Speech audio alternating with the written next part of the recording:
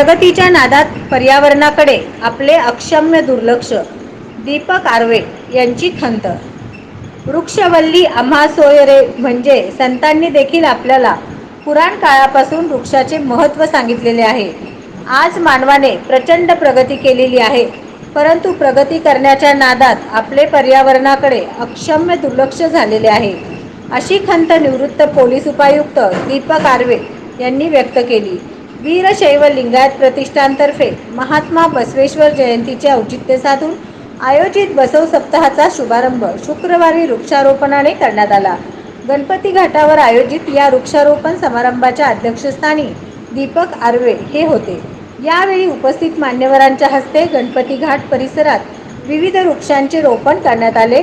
वृक्ष संवर्धन ही काळाची गरज असून आगामी काळात प्रतिष्ठानतर्फे वृक्षारोपण ही चळवळ बनवू, असे मत उत्सव समिती अध्यक्ष आप्पासाहेब मनगुळी यांनी व्यक्त केले. लिंगायत प्रतिष्ठान सोलापूर यांच्या वतीने आपण महात्मा बसवेश्वर जयंतीनिमित्त एक सप्ताह आयोजित केलेला आहे. आपले अध्यक्ष राजू विजापुरेजी यांच्या नियोजनानुसार आज या सप्ताहाचा पहिला दिवस वृक्षारोपणाचा. आज आता हे साहेब बोलले त्याप्रमाणे वृक्ष, तुकाराम महाराज देखील म्हणत की वृक्षवल्ली आम्हा सोयरे. वृक्षाचं महत्त्व पुराण काळापासून आहे आणि संतांनी सुद्धा वृक्षाचं महत्त्व सांगितलेलं आहे. दुर्दैवानं आजच्या आधुनिक काळात मानवाला वृक्षाचं महत्त्व समजलेलं नाही आणि आता त्याचे चटके आपल्याला जाणवू लागलेले आहेत. आज आपण गंभीर परिणामाला तोंड देत आहोत. भविष्यात यापेक्षा भयंकर परिस्थिती होण्याची शक्यता आहे जर आपण पर्यावरणाचा योग्य प्रकारे आपण त्याला जपलं नाही, त्याचं नियोजन केलं नाही.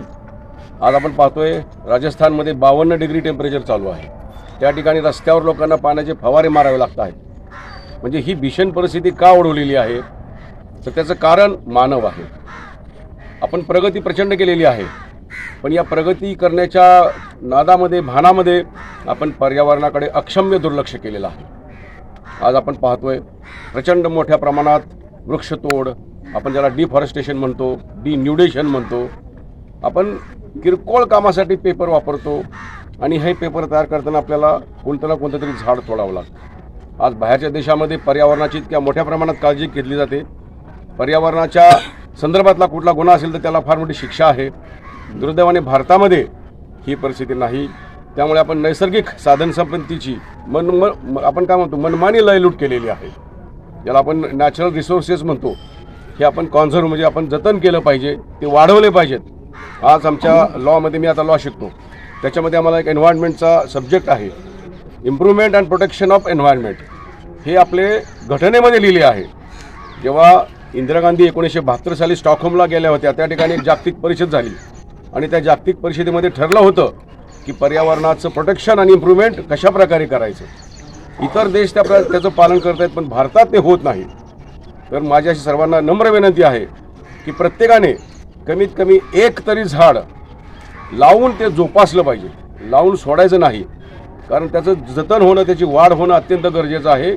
आणि अशा प्रकारे प्रत्येकाने जर मनावर घेतलं तर निश्चित आपण जागतिक पर्यावरणाच्या प्रयत्नाला काहीतरी मदत करू. आणि पर्यावरण जे आता झपाट्यानं, ज्याला डिग्रेडेशन ऑफ एन्व्हायरमेंट म्हणतो आपण, होत आहे, त्याला कुठेतरी खीळ बसेल, प्रिव्हेन्शन होईल. आणि आपण एक चांगल्या, आपल्याला एक घटनेने अधिकार दिला आहे, राईट टू लिव्ह, जगण्याचा अधिकार. तर या राईट टू लिव्हमध्ये right to live in healthy and clean environment हे भाग इन्क्लूड होतो त्यामध्ये. म्हणजे आपल्याला चांगल्या वातावरणात जगण्याचा अधिकार आहे. तर हा अधिकार, ही जबाबदारी फक्त शासनाची नाही, ही आपली पण जबाबदारी आहे. तर ही जबाबदारी प्रत्येकाने ओळखून पार पाडावी अशी मी सर्वांना विनंती करतो. नवनवीन बातम्या पाहण्यासाठी SB न्यूज चॅनलला लाईक करा, शेअर करा, सबस्क्राईब करा.